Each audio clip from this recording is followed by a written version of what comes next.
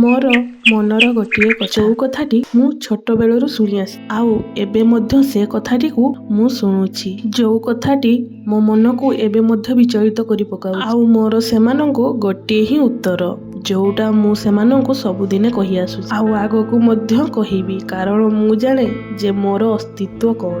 ଆପଣମାନେ ଭାବୁଛନ୍ତି ନା କୋଉ କଥା? ମୁଁ ଯେତେବେଳେ ଛୋଟ ଥିଲି ମୋର ସାଙ୍ଗମାନେ କହୁଥିଲେ ତୁ ବହୁତ ବୋକା, ତୁ ଆମ ସହିତ ମିଶି ପାରିବୁନି, ତୁ ଆମ କଥା ବୁଝି ପାରିବୁନି, ତୁ ଆମ ସହିତ ଖେଳି ପାରିବୁନି, ଆଉ ଆମ ସହିତ ଥଟ୍ଟା ମଜା ବି ଲାଗି ପାରିବୁନି। ତୁ ଗୋଟିଏ ବୋକି, ତୁ ସବୁବେଳେ ଆମ କଥା ଲେଟରେ ବୁଝୁ ଆଉ ଆପେ ଆପେ ହସୁ।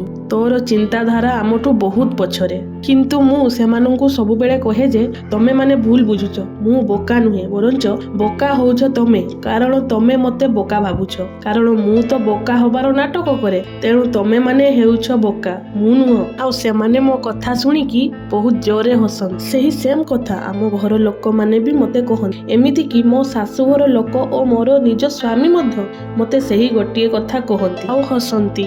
ଆଉ ମୋର ସେମାନଙ୍କୁ ସେଇ ଗୋଟିଏ ଉତ୍ତର ଥାଏ କି ମୁଁ ବୋକା ନୁହଁ। ଆଉ ତାପରେ ବି ଯଦି ସେମାନେ ମତେ ବୋକା କହନ୍ତି, ତେବେ ହଁ ମୁଁ ବୋକା। କାରଣ ମୁଁ ଏବେ 2ଟା ଛୁଆର ମା, ଯୋଉ ବୟସରେ କି ମୋ ସାଙ୍ଗମାନେ ଏବେ ବି ବାହା ହେଇ ସାରିନାହାନ୍ତି। ହଁ ମୁଁ ବୋକା କାରଣ ମୋର ବହୁତ କମ୍ ଏଜରେ ବାହାଘର ହେଇଛି। ହଁ ମୁଁ ବୋକା କାରଣ ମୁଁ କୌଣସି ଜବ୍ ନ କରିକି ସ୍ୱାମୀ ପଇସା ଉଡଉଛି। ହଁ ମୁଁ ବୋକା କାରଣ ମୁଁ ମୋ ବାପାଙ୍କ ଗେହ୍ଲି ହେବା ସହିତ ମୋ ସ୍ୱାମୀଙ୍କର ମଧ୍ୟ ଗେହ୍ଲି ହୋଇ ପାରିଛି। ହଁ ମୁଁ ବୋକା କାରଣ ମୋ ସ୍ୱାମୀ ପିଲାମାନଙ୍କର ଜିଦ୍ ପୂରଣ କରିବା ସହିତ ସହିତ ମୋର ମଧ୍ୟ ସବୁ ଜିଦ୍ ପୂରଣ କରୁଛନ୍ତି। ହଁ ମୁଁ ବୋକା କାରଣ ମୁଁ ବହୁତ ଚାଲାକ। ଯୋଉମାନେ ମତେ ଦିନେ ବୋକା କହୁଥିଲେ ସେଇମାନେ ହିଁ ମୋର ଆଜି ପ୍ରିୟ ବନ୍ଧୁ ହେଇପାରିଛନ୍ତି। ଏବେ ଆପଣ ହିଁ କୁହନ୍ତୁ, ମୁଁ ବୋକା ନା ଚାଲାକ?